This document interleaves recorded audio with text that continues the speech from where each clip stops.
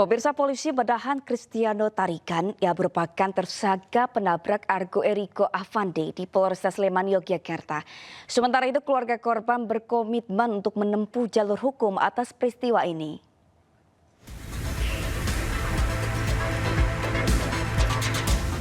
Pengemudi mobil Cristiano Tarigan, mahasiswa Fakultas Ekonomi dan Bisnis UGM Yogyakarta, akhirnya ditahan Polresta Sleman. Ia ditahan setelah sempat menjalani pemeriksaan di Mapolresta Sleman dengan status tersangka dalam kasus kecelakaan yang menewaskan Argo Eriko Avandi, mahasiswa Fakultas Hukum UGM Yogyakarta. Tersangka dijerat pasal kelalaian dalam berkendara dengan ancaman hukuman pidana maksimal 6 tahun penjara dan atau denda paling banyak 12 juta rupiah. Barang bukti yang kita sudah amankan yaitu 1 unit kendaraan bermotor mobil Honda CR-V nopol AB1623CR beserta STNK-nya, 1 lembar SIM A atas nama TRR, kendaraan mobil BMW nopol B1442NAC beserta STNK-nya, 1 lembar SIM A atas nama CPP, sepeda motor Honda Vario nopol B3373 PCG beserta STNK-nya, dan 1 lembar SIM C atas nama AAA. Saat ini polisi juga mendalami dugaan penggantian plat nomor mobil yang dilakukan pelaku. Polisi telah memeriksa seorang terduga pelaku guna mengetahui motif perbuatannya itu. Dari Sleman, Yogyakarta, Heru Trijoko, iNews melaporkan. Ibu almarhum Argo Eriko Avandi, mahasiswa UGM yang meninggal akibat kecelakaan lalu lintas di Sleman, tegas menyatakan menolak berdamai. Ia meminta kasus kematian anaknya tetap dilanjutkan hingga tuntas demi keadilan.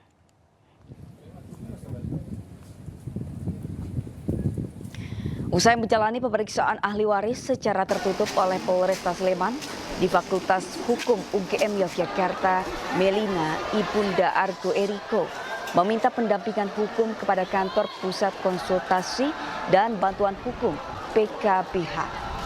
Pendampingan untuk mengawal kasus kecelakaan yang merenggut nyawa anaknya tersebut. Ibu korban menyampaikan jika anaknya adalah sosok yang baik, sopan, pintar, dan memiliki kontribusi bagi keluarga maupun orang lain.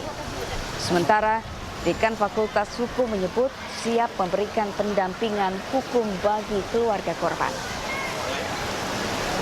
Jelas bahwa memang anak saya itu anak yang baik, sopan, pintar, dan juga dia sangat berkontribusi banyak bagi orang lain dan bermanfaat. Itu aja yang saya yakini. Sudah bertemu dengan ibu dan keluarga almarhum Argo dari semalam dan bahkan juga sudah berkomunikasi sebelumnya. Nah, apakah kemudian nanti proses hukum itu akan berlanjut atau tidak? Karena pendampingan dari PKPH ini kan memerlukan kejelasan hal tersebut. Nah, kejelasan itu kami dapatkan dari ibu dan keluarga bahwa memang ibu dan keluarga menginginkan terus untuk melanjutkan proses hukum sehingga betul kebenaran dan keadilan itu ditegakkan.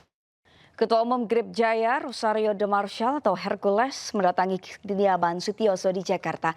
Hercules mendatangi Sutioso untuk meminta maaf karena ucapannya yang menyinggung. Maaf Bapak, ya kami ini anak Bapak. Kami ini ada di Indonesia ini karena kami ikut bawa Bapak yang kami ada di sini. Kami siap. Hercules mendatangi Sutioso, mantan Kepala Intelijen Negara dan Gubernur Jakarta periode 1997 hingga 2007 untuk meminta maaf atas ucapannya yang pernah menyinggung Sutioso. Sutioso telah menerima permintaan maaf Hercules karena Hercules pernah berjuang bersama ketika operasi militer di Timur Timur.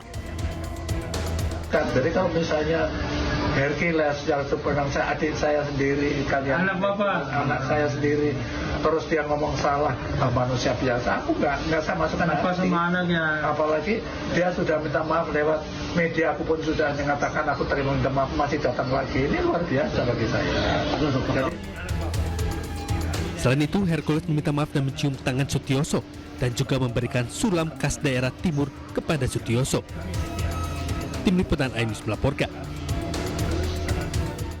Pemirsa, pasca viral tidak mencantumkan secara eksplisit keterangan non-halal, pemilik dan manajemen ayam goreng Widuran terancam pidana. Para pelanggan yang dirugikan bisa mengajukan gugatan class action dan membawa kasus ini ke ranah hukum.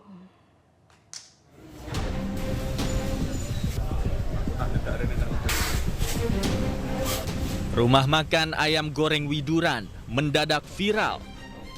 Bukan karena rasa dan aromanya, namun karena bahan pengolahannya yang diduga menggunakan minyak babi alias non-halal. Ironisnya, pihak manajemen ayam goreng Widuran diduga menipu para pelanggan mereka dengan tidak mencantumkan keterangan produk non-halal secara eksplisit. Tak hanya itu, diduga rumah makan ayam Widuran menutupi fakta ini sejak tahun 1973.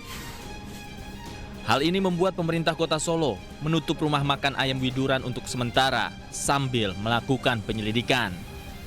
Ini sudah 50 tahun, ini saya cukup kecewa dan ini untuk menjaga kerukunan umat beragama, satu, kedua perlindungan konsumen, itu yang paling penting.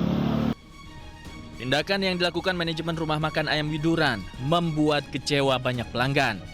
Bahkan, pelanggan yang kecewa bisa saja menyeret pemilik dan manajemen rumah makan ke ranah hukum dengan melakukan gugatan.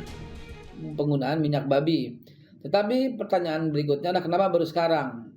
Gitu lah, kenapa baru sekarang? Dan ini ranahnya sudah bukan lagi ranah BPJPH, sudah ke kepolisian ini ya, sudah ke perlindungan konsumen dan masyarakat yang dirugikan. Penyelidikan terhadap rumah makan ayam Widuran masih dilakukan.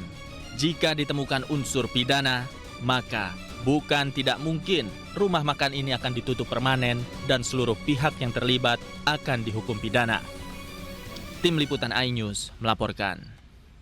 Menteri Usaha Mikro, Kecil dan Menengah Maman Abdurrahman merespons polemik rumah makan ayam goreng Widuran yang ternyata menggunakan bahan tidak halal dalam produknya.